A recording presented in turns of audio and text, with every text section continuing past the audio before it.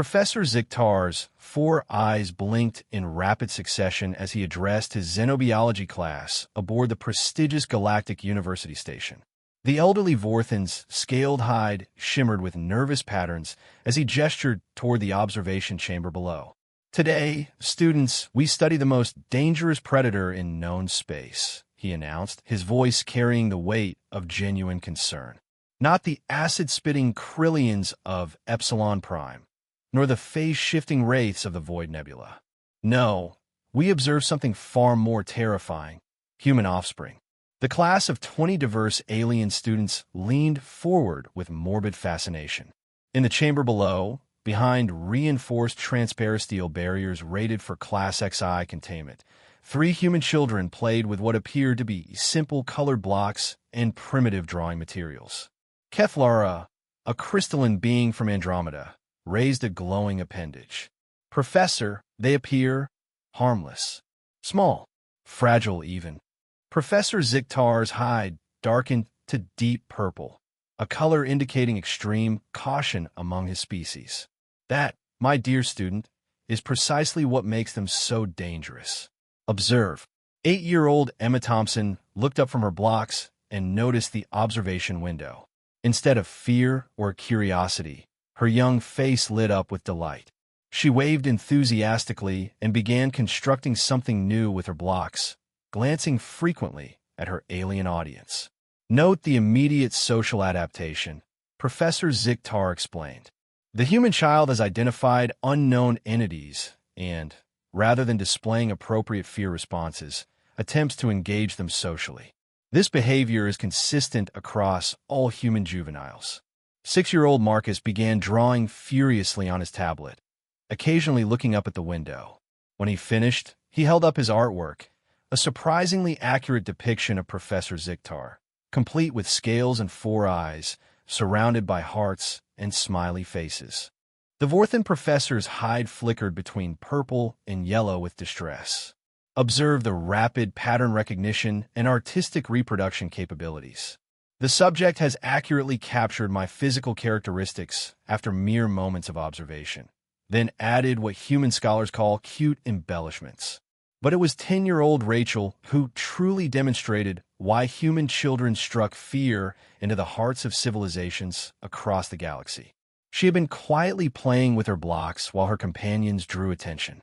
Suddenly, she stood and approached the transparent barrier.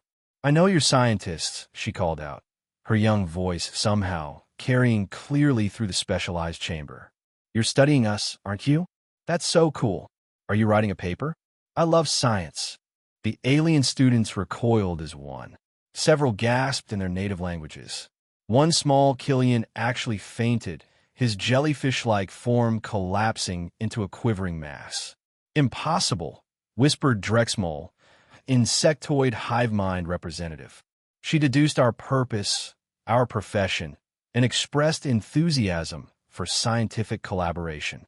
"She's a juvenile." Rachel wasn't finished. "My mom says I ask too many questions, but I think that's how you learn stuff. Like why you have 4 eyes. Can you see colors we can't? Do you breathe the same air? Are there other kids where you come from? Do they play games? What kind of games? Do you want to see what I built?" Professor Zikhtar's translator began smoking from overload as Rachel's rapid-fire questions overwhelmed its processing capacity. "This class is what we call the curiosity cascade, a phenomenon unique to human offspring. They possess an insatiable desire to understand everything around them, coupled with complete fearlessness in the face of the unknown."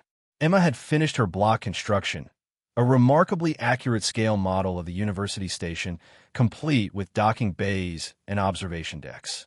Marcus had drawn what appeared to be a friendship portrait featuring all the alien students and himself sharing various activities. "But Professor," ventured a nervous Centaurian student, "surely this behavior diminishes with age?"